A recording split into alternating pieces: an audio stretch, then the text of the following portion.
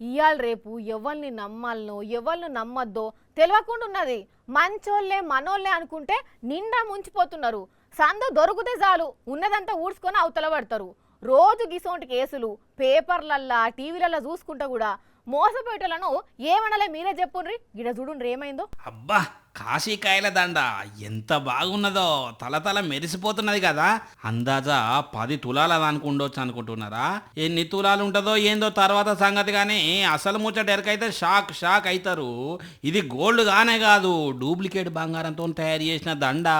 ఈ నకిలీ దండాను చూపెట్టి కొంతమందిని నిండా ముంచిండ్రట కొందరు బద్మాషిగాళ్ళు.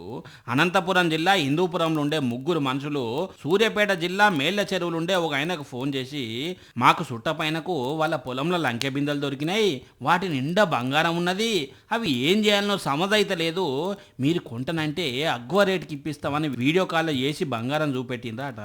అబ్బా, ఇదేదో మంచి గిరాకే అనుకొని దబ్బ హిందూపురం పోయిండు. ఇక పోగానే ఆయన చేతిలో కొంచెం అసలు బంగారం పెట్టి చెక్ చేసుకొని రాపో అని పంపిండ్రాట. ఇది అసలు బంగారం అని తెలియంగానే ఆయన కుబ్బాగలే. ఇక 3 లక్షలు ఇచ్చి అంతమందం బంగారం కొనుక్కొని ఇంటికి వేయండు. ఎందుకైనా మంచిదని మళ్ళొకసారి టెస్ట్ చేస్తే ఇంకేమున్నది, తుస్సు అది నకిలీ బంగారం అని తెలిసింది. లబ్బ మొత్తుకొని పోలీస్ స్టేషన్కి ఉరికిండు.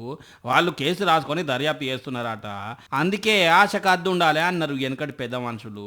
పుక్కిడికే వస్తున్నదానో సగ్వకే వస్తున్నదానో దొబ్బచ్చునని ఎగిరెగిరి పడితే ఉన్నది పోతుంది, కొన్నది పోతుంది. ఏమంటారు పబ్లిక్?